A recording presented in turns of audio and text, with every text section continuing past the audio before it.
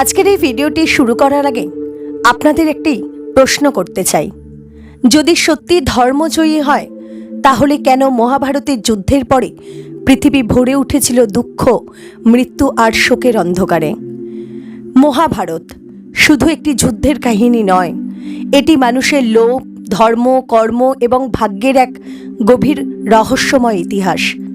এই মহাযুদ্ধের শেষে পাণ্ডবরা জয়ী হয়েছিল ঠিকই, কিন্তু তাদের প্রিয়জনেরা আর বেঁচে ছিল না। হস্তিনাপুরে নেমে এসেছিল নিস্তব্ধতা, আর ধীরে ধীরে শুরু হচ্ছিল এক নতুন যুগ, কলিযুগ। আর এই সমস্ত ঘটনার কেন্দ্রে ছিলেন এক মহান চরিত্র, ভগবান শ্রীকৃষ্ণ। আজ আমরা জানব যুদ্ধের পর পৃথিবীর অবস্থা, কৃষ্ণের জীবনের শেষ অধ্যায়, যাদব বংশের ধ্বংসের রহস্য এবং সেই চরম মুহূর্ত যখন ভগবানও পৃথিবী ছেড়ে চলে যান। তাহলে চলুন শুরু করা যাক। কুরুক্ষেত্রের সেই ভয়ঙ্কর যুদ্ধ শেষ হয়েছে। 18 দিন ধরে চলা যুদ্ধের শেষে ভীষ্ম, দ্রোণাচার্য, কর্ণ সবাই নিহত। কৌরব বংশ সম্পূর্ণ ধ্বংস। পাণ্ডবরা জয়ী, কিন্তু হৃদয়ে গভীর শোক। যুদ্ধক্ষেত্রের দৃশ্য ছিল ভয়াবহ। চারিদিকে শুধু মৃতদেহ, আহত সৈন্যদের আর্তনাদ। ধ্বংসস্তূপে পরিণত হয়েছে কুরুক্ষেত্র। যখন যুধিষ্ঠির রাজা হলেন তখন তার মনে কোনো আনন্দ ছিল না। তিনি বলেছিলেন, এই রাজ্য আমি কি করব যদি আমার নিজের লোকই না থাকে? যুধিষ্ঠির গভীর অনুশোচনায় ভুগছিলেন। তিনি মনে করছিলেন এই যুদ্ধের জন্য তিনিই দায়ী। লক্ষ লক্ষ মানুষের মৃত্যু তাকে কষ্ট দিচ্ছিল। তখন শ্রীকৃষ্ণ তাকে বোঝালেন, এটি তোমার কর্ম নয়, এটি সময়ের নিয়ম। যুদ্ধের পরে শুরু হলো নতুন শাসন। যুধিষ্ঠির রাজা, ভীম সেনাপতি, অর্জুন প্রধান যোদ্ধা আর নকুল ও সহদেব প্রশাসনের দায়িত্বে। হস্তিনাপুর ধীরে ধীরে স্বাভাবিক হতে শুরু করল, কিন্তু মানুষের মনে রয়ে গেল ভয়, শোক আর যুদ্ধের স্মৃতি। ধৃতরাষ্ট্র এবং গান্ধারী, তাদের 100 পুত্রই এই যুদ্ধে নিহত হয়েছে। একদিন গান্ধারী শ্রীকৃষ্ণকে অভিশাপ দিলেন, যেমন আমার বংশ ধ্বংস হয়েছে তেমনই তোমার যাদব বংশ ধ্বংস হবে। এই অভিশাপই ভবিষ্যতে এক ভয়ঙ্কর ঘটনার সূচনা করে। যুদ্ধ শেষ হওয়ার পর শ্রীকৃষ্ণ ফিরে গেলেন তার রাজ্য দ্বারকাতে, কিন্তু তিনি জানতেন পৃথিবীতে তার কাজ শেষের দিকে। তিনি বুঝতে পারছিলেন কলিযুগ শুরু হতে যাচ্ছে, ধর্ম ধীরে ধীরে দুর্বল হয়ে পড়বে। দ্বারকায় ফিরে গিয়ে তিনি দেখলেন যাদব বংশ অত্যন্ত শক্তিশালী হয়ে উঠেছে, কিন্তু তাদের মধ্যে অহংকার ও লোভ বেড়ে যাচ্ছে। এই অহংকারই ভবিষ্যতে তাদের ধ্বংসের কারণ হবে। শ্রীকৃষ্ণ বহুবার সতর্ক করেছিলেন অহংকারী পতনের মূল কারণ, কিন্তু যাদবরা তার কথা শোনেনি। তারা নিজেদের অজেয় মনে করত, মদ্যপান ও অহংকারে ডুবেছিল এবং ধীরে ধীরে শুরু হচ্ছিল এক ভয়ঙ্কর পরিণতির পথ। দ্বারকা একটি সমৃদ্ধশালী, শক্তিশালী রাজ্য। অসীম সম্পদ, শক্তিশালী সেনাবাহিনী আর যাদবদের অদম্য ক্ষমতা। এই বংশে জন্ম নিয়েছিলেন অনেক বীর, বলরাম, শাম্ব, প্রদ্যুম্ন, অনিরুদ্ধ প্রমুখ। প্রথম দিকে তারা ছিল ধর্মপরায়ণ, কিন্তু ধীরে ধীরে অহংকার তাদের গ্রাস করতে শুরু করল। যাদবরা ভাবতে শুরু করল, আমরা শ্রীকৃষ্ণের বংশ, আমাদের কে হারাতে পারবে? এই অহংকার থেকেই শুরু হলো মদ্যপান, অন্যদের অপমান, ঋষিমুনিদের অবজ্ঞা, আর এই ভুলটাই তাদের সর্বনাশের বীজ বপন করল। একদিন কিছু যাদব যুবক মজা করার জন্য একটি ভয়ঙ্কর কাজ করল। তারা শাম্বকে নারীর মতো সাজিয়ে কিছু ঋষির সামনে নিয়ে গেল। ঋষিদের জিজ্ঞাসা করল, এই নারী কি ছেলে না মেয়ে সন্তান জন্ম দেবে? ঋষিরা বুঝতে পারলেন তাদের নিয়ে উপহাস করা হচ্ছে। রাগে তারা অভিশাপ দিলেন, এই ব্যক্তি একটি লৌহ দণ্ড জন্ম দেবে, যা তোমাদের বংশ ধ্বংস করবে। ঋষিদের অভিশাপ সত্যি হলো। শাম্বের পেট থেকে একটি লৌহ দণ্ড বের হলো। যাদবরা ভয়ে সেটিকে গুঁড়ো করে সমুদ্রে ফেলে দিল। তারা ভাবল এভাবে অভিশাপ থেকে বাঁচা যাবে, কিন্তু তারা জানতো না ভাগ্যকে কখনো এড়ানো যায় না। সমুদ্রে ফেলা সেই লৌহ গুঁড়ো থেকে জন্ম নিল এক ধরনের ঘাস, যাকে বলা হয় এরকা ঘাস। এই ঘাসগুলো ছিল অদ্ভুত শক্তিশালী, আর সেখান থেকেই শুরু হলো যাদব বংশের শেষ অধ্যায়। সব কিছু দেখেও শ্রীকৃষ্ণ কিছু বললেন না। কারণ তিনি জানতেন এটাই সময়ের নিয়ম, এটাই গান্ধারীর অভিশাপের ফল। তিনি বুঝতে পারছিলেন যাদবদের ধ্বংস অবশ্যম্ভাবী এবং তার নিজের পৃথিবী ছাড়ার সময়ও কাছে চলে এসেছে। দ্বারকায় একের পর এক অশুভ লক্ষণ দেখা দিতে লাগল। অদ্ভুত ঝড়, অশুভ স্বপ্ন, পশু পাখির অস্বাভাবিক আচরণ, সবকিছু যেন ইঙ্গিত দিচ্ছিল এক ভয়ঙ্কর বিপর্যয় আসছে। একদিন শ্রীকৃষ্ণ সিদ্ধান্ত নিলেন সব যাদবদের নিয়ে প্রভাস তীর্থে যাওয়া হবে। এই যাত্রার উদ্দেশ্য ছিল পাপ থেকে মুক্তি, ধর্মীয় আচার পালন এবং অশুভ শক্তি থেকে রক্ষা করা। সকল যাদব সেখানে একত্রিত হল। বলরাম, সাত্যকী, কৃতবর্মা, প্রদ্যুম্ন, অনিরুদ্ধ সহ আরও অনেকে। প্রথমে সবকিছুই স্বাভাবিক ছিল, কিন্তু হঠাৎ পরিস্থিতি বদলাতে শুরু করলো। প্রভাস তীর্থে যাদবরা মদ্যপান শুরু করলো। হাসি ঠাট্টা, পুরনো কাহিনী, যুদ্ধের স্মৃতি, কিন্তু এই হাসির মাঝেই পুরনো শত্রুতা আবার জেগে উঠল। সাত্যকী হঠাৎ কৃতবর্মাকে অপমান করতে শুরু করলো। তুমি রাতে ঘুমন্ত অবস্থায় পাণ্ডবদের সৈন্য হত্যা করেছিলে। এই কথা শুনে কৃতবর্মা রেগে গেল। আর তুমি কি খুব সৎ? তুমি কি যুদ্ধের নিয়ম মানতে? এই তর্ক ক্রমশ বাড়তে লাগলো। হঠাৎ সাত্যকী রাগে কৃতবর্মাকে হত্যা করে ফেলল। এই ঘটনায় পুরো পরিবেশ বদলে গেল। সবাই উত্তেজিত, রাগে অন্ধ হয়ে গেল যাদবরা। তারপর শুরু হলো এক ভয়ঙ্কর গৃহযুদ্ধ। যাদবরা অস্ত্র খুঁজতে লাগলো, কিন্তু আশ্চর্যের বিষয় আশেপাশে কোনো অস্ত্র ছিল না। তখন তারা সেই এরকা ঘাস তুলে নিল, যে ঘাস জন্মেছিল সেই লৌহ গুঁড়ো থেকে, আর সেই ঘাস মুহূর্তেই লৌহ দণ্ডে পরিণত হলো। তারপর যা ঘটল তা ছিল এক রক্তাক্ত বিভীষিকা। ভাই ভাইকে হত্যা করছে, পুত্র পিতাকে হত্যা করছে, বন্ধু বন্ধুকে হত্যা করছে। পুরো প্রভাস তীর্থ রক্তে ভেসে গেল। সবকিছু দেখেও শ্রীকৃষ্ণ কিচ্ছু বললেন না। তিনি জানতেন এটাই গান্ধারীর অভিশাপের ফল। তিনি শান্তভাবে সবকিছু দেখছিলেন, কারণ এটি ছিল সময়ের বিচার। এই ভয়ঙ্কর দৃশ্য দেখে বলরাম গভীর ধ্যানে বসে পড়লেন। ধীরে ধীরে তার আত্মার শরীর ত্যাগ করল। কথিত আছে তার আত্মা এক বিশাল সাপের রূপ নিয়ে সমুদ্রে বিলীন হয়ে যায়। অল্প সময়ের মধ্যেই পুরো যাদব বংশ ধ্বংস হয়ে গেল। শুধু বেঁচে রইলেন ভগবান শ্রীকৃষ্ণ আর কয়েকজন নারী ও শিশু। দ্বারকার সেই শক্তিশালী বংশ সম্পূর্ণ শেষ হয়ে গেল। যাদব বংশ ধ্বংস হয়ে যাওয়ার পর শ্রীকৃষ্ণ একা হয়ে গেলেন। তার প্রিয়জনরা আর কেউ বেঁচে নেই। দ্বারকার সেই গৌরব আজ নিঃশেষ। তিনি বুঝতে পারলেন পৃথিবীতে আমার কাজ শেষ। তাই তিনি ধীরে ধীরে জঙ্গলের দিকে চলে গেলেন। একটি শান্ত নির্জন বনের মধ্যে শ্রীকৃষ্ণ একটি গাছের নিচে বসে পড়লেন। চারিদিকে নিস্তব্ধতা, পাখির ডাক আর প্রকৃতির শান্ত সৌন্দর্য। তিনি ধ্যানে লীন হয়ে গেলেন। ঠিক সেই সময় একজন শিকারী, যার নাম ছিল জরা, সে দূর থেকে দেখতে পেল শ্রীকৃষ্ণের পায়ের একটি অংশ, কিন্তু সে ভাবল এটি একটি হরিণ। জরা লক্ষ্য করে তীর ছুঁড়ে দিল। সেই তীর গিয়ে লাগলো শ্রীকৃষ্ণের পায়ে। তীর লাগার পর জরা কাছে এসে বুঝতে পারল আমি ভগবানকে আঘাত করেছি। সে ভয়ে কাঁপতে লাগল। জরা কাঁদতে কাঁদতে বলল, প্রভু আমাকে ক্ষমা করুন, আমি জানতাম না। তখন শ্রীকৃষ্ণ মৃদু হাসলেন। এটা তোমার দোষ নয়, এটা আমার ভাগ্য। শ্রীকৃষ্ণ বললেন, ত্রেতা যুগে আমি রাম রূপে জন্ম নিয়েছিলাম। সেই সময় তিনি বালিকে আড়াল থেকে তীর মেরে হত্যা করেছিলেন, আর আজ সেই বালি জন্ম নিয়েছে জরা হিসেবে। এইভাবে কর্মের ফল একদিন ফিরে আসে। এই কথা বলার পর শ্রীকৃষ্ণ ধীরে ধীরে তাঁর দেহ ত্যাগ করলেন। আকাশে এক অপূর্ব আলো ছড়িয়ে পড়ল। চারদিকে এক অলৌকিক পরিবেশ। পৃথিবী থেকে বিদায় নিলেন ভগবান। শ্রীকৃষ্ণের প্রস্থান মানেই কলিযুগের শুরু। এই যুগে ধর্ম দুর্বল হয়ে পড়ে, মানুষ স্বার্থপর হয়ে ওঠে, মিথ্যা ও অন্যায় বেড়ে যায়, যা আমরা আজও দেখতে পাই। শ্রীকৃষ্ণের মৃত্যুর কিছুদিন পর সমুদ্র গ্রাস করে নিল দ্বারকা নগরী। সব কিছু ডুবে গেল। প্রাসাদ, মন্দির, রাজ্য, যেন ইতিহাস নিজেই মুছে গেল।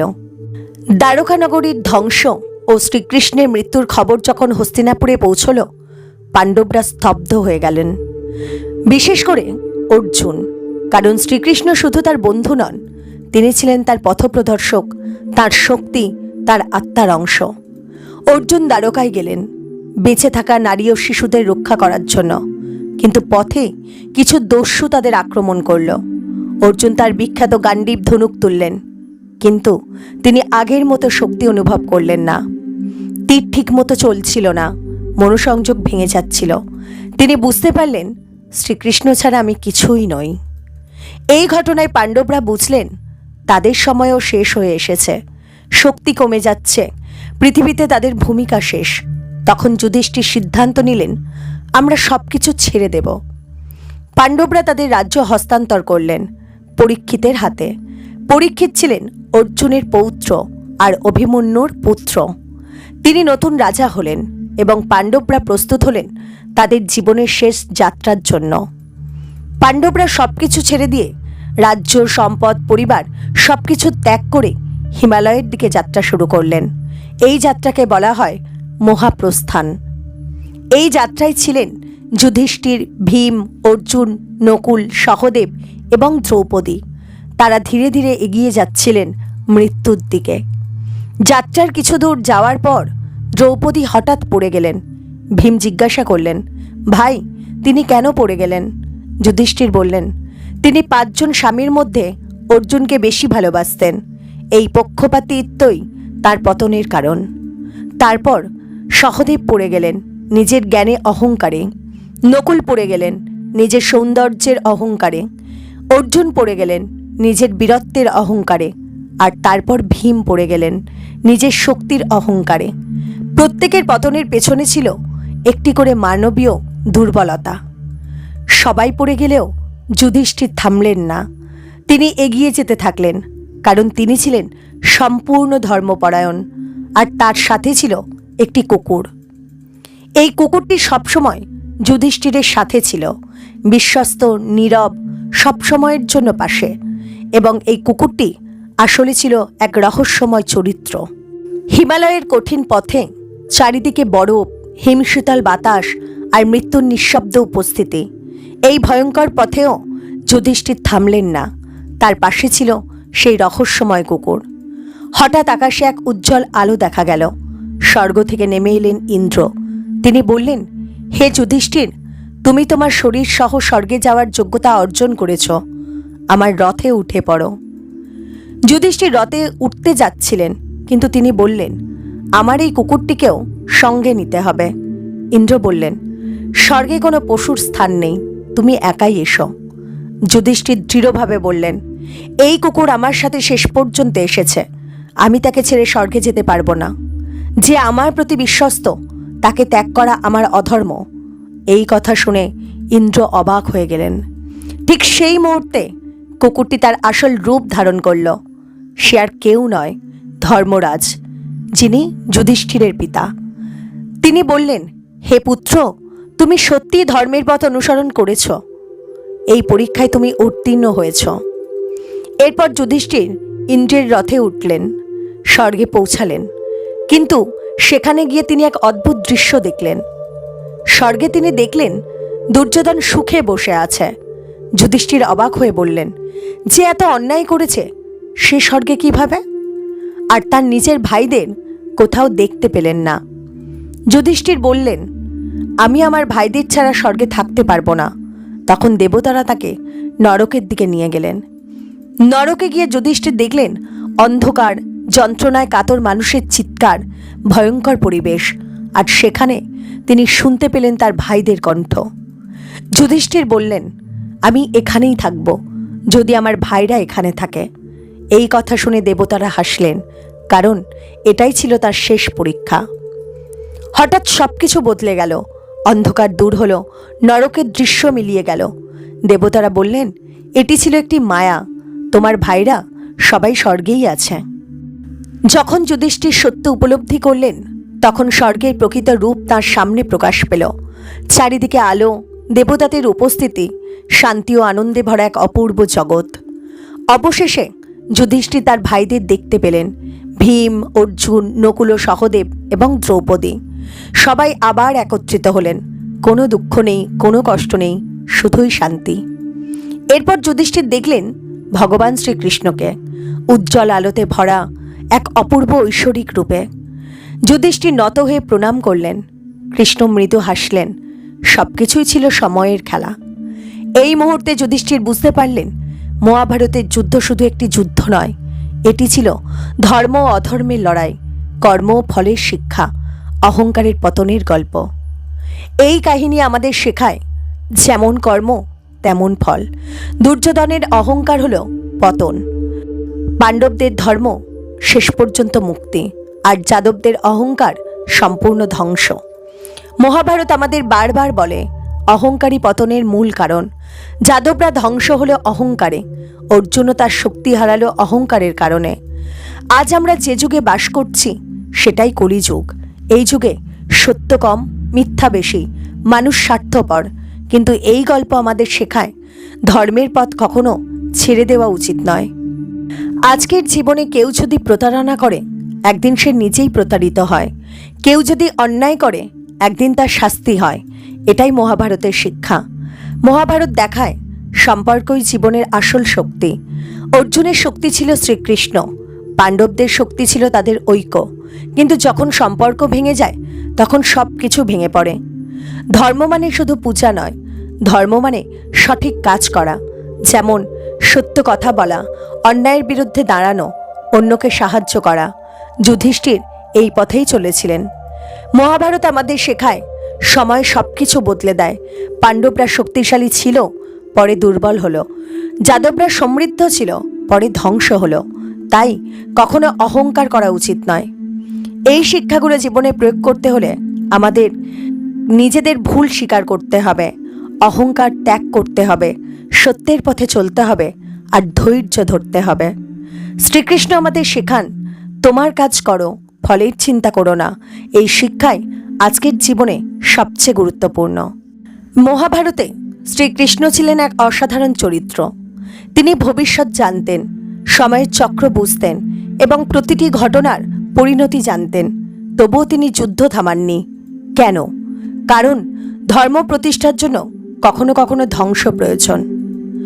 অনেকেই প্রশ্ন করে এই ভয়ঙ্কর যুদ্ধ কি এড়ানো যেত? উত্তর হলো হ্যাঁ, কিন্তু যদি দুর্যোধন অহংকার ছেড়ে দিত, 5টি রাজ্যের প্রস্তাব মেনে নিত, তাহলে যুদ্ধ হতো না।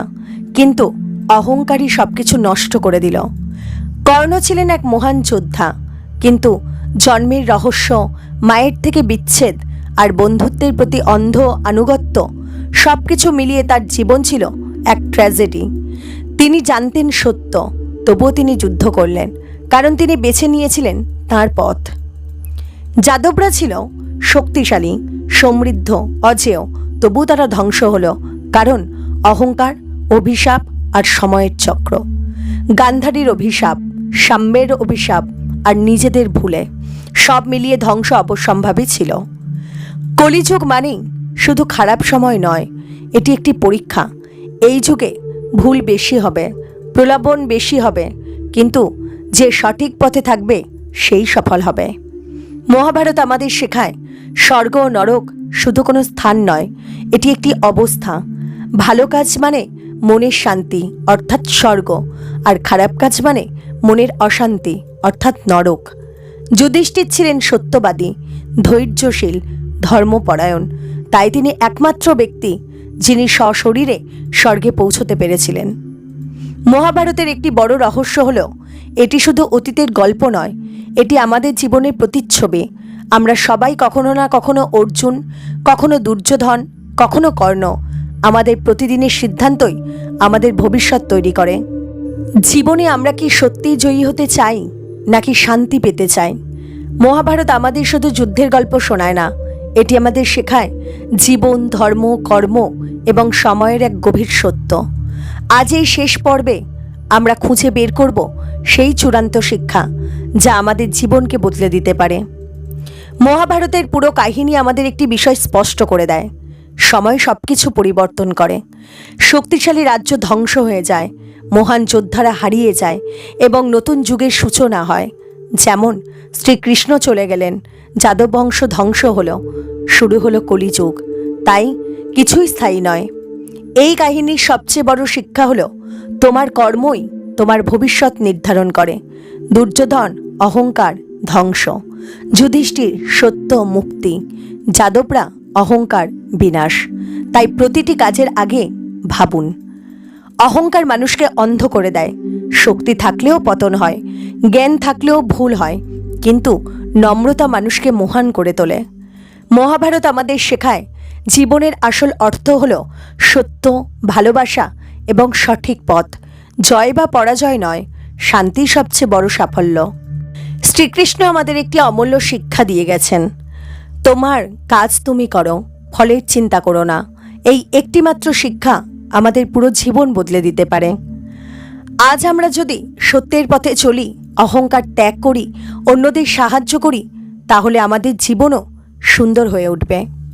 মহাভারত আমাদের বলে জীবন একটি যুদ্ধ, কিন্তু সেই যুদ্ধ অন্যের সাথে নয়, নিজের ভেতরের দুর্বলতার সাথে। যদি আমরা লোভ, রাগ, অহংকার এগুলোকে জয় করতে পারি, তাহলেই আমরা সত্যিকারের জয়ী।